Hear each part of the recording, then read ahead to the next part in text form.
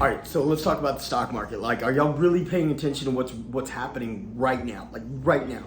Like there's all this speculation, there's all kinds of things. They're all talk in the media, there's things on social media, there's constant blogs and blurbs and anything you get on Safari, Google, DuckDuck, it doesn't matter. If you get anywhere, there's always stuff going on. There's always people posting these little blurbs like they know what's happening, but are they really paying attention, or are they implementing scare tactics, or are they trying to lead you in the direction that they want to lead you? Are they trying to influence the way you invest your money? I want you to pay attention. Okay, now there's been lots of fear and concern and worry about the market's going to tank. The market is dictated by the consumer, first of all. It's constantly dictated by the consumer. People miss that quite frequently. They miss the idea that it's a consumer-driven market. It's not dictated by investors. You would think it might be, but it's just not. It's something that on a regular basis is going to be influenced and changed and altered based on what the everyday person is doing. That's how it's going to be altered. That's how it's going to be changed. That's what's really going to affect its market value from any given day. And see, that's a weird thing to wrap your head around, because people want to say, oh, well, the experts, the investors. No, but the experts and investors, they don't fluctuate that cost, because they don't fluctuate the cost because ultimately they put a lot of time, a lot of research, a lot of studying and understanding to grasp all the things that are going on. So they don't have as much anomalies in their fluctuation, so to speak. Their fluctuation just makes sense.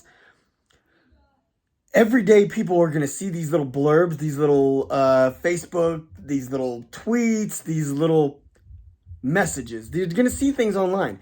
They're going to see these things. They're going to have their friend, their cousin, their homeboy, somebody get in their ear and tell them, hey, you should invest this way, or you shouldn't trust this company, you should trust that company.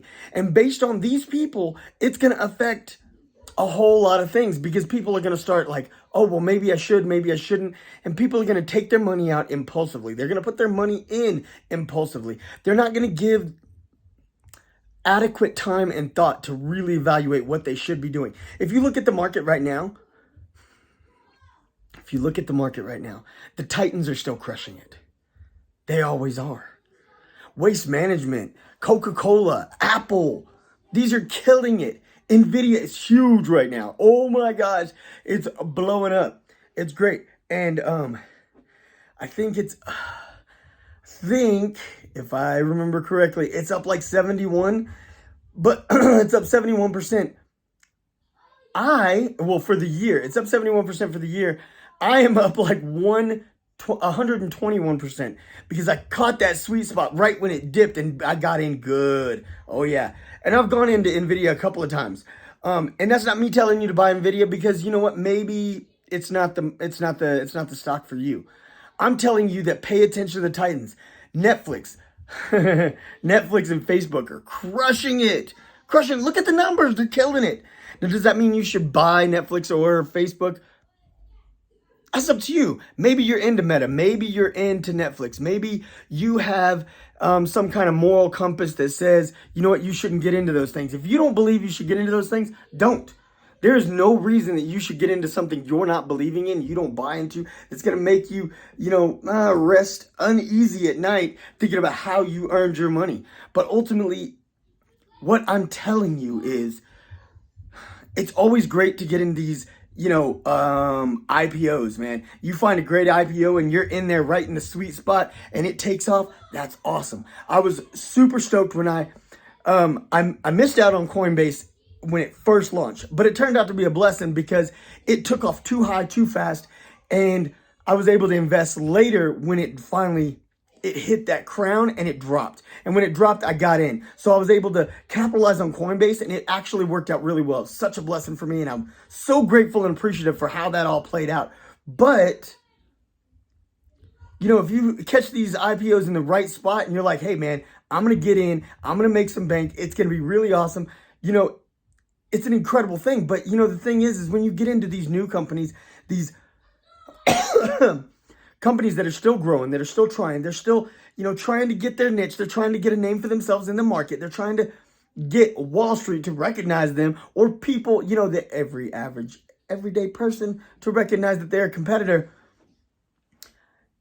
You're going to see a lot of fluctuation in those. So there's a lot of companies that are like, oh, well, they were here, but now they're here. And they were on the rise, but now they've dipped or they've tanked or they've whatever. It's like, well, does that mean the company's bad? No. So should you hold on to it? I don't know. I can't really tell you because I'm not sure which it is you're talking about.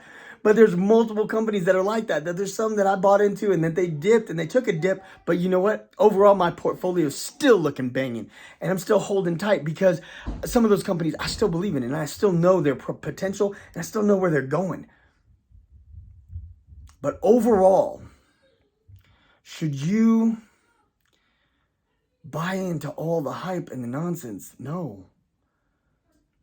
Because the reality is nobody's hyping up the fact that the stock market is still viable. Nobody's telling you that, hey, this is still a great option. Nobody's saying, hey, this is where you should be putting your money.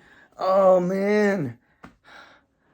Even some of the great investors are saying, do you really want to? Meanwhile, they're putting their money there.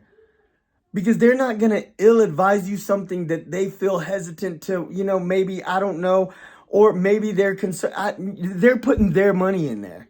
So why don't you put your money where their mouth is? Or your money where their money is? Their mouth might get you into trouble. Just take these things into consideration. Marinate on it. Really look at what's happening in the stock market. Really see where it's going, what it's doing, and where your money should be at. Don't get so careless. You've worked too hard and too long, put in too many hours, strained your back, strained your neck, sweat, blood, tears, everything in order to get your dollar. Make sure that dollar does well for you. Make sure you put it somewhere that matters. Make sure that when you put your money out, that it comes back bigger. The biggest goal is when you wake up this morning, however much money you woke up with, you go to sleep with more in your pocket. All right, it's your boy. Hope y'all like, subscribe, ding that bell, get your notifications. This video was a little chaotic. I was trying to get this message out there. I wanted to talk to y'all, and then I got 5 boys in the living room that are acting crazy right now. So I just wanted to get this message out there. I really wanted to put it out there. I wanted to make sure that I could share this with y'all, and hopefully that y'all excuse my wild video, and I hope it all comes out okay. Got love for y'all. Let's go make that money. Y'all have a most amazing, awesome, blessed day. Y'all get cocky and let's get it done.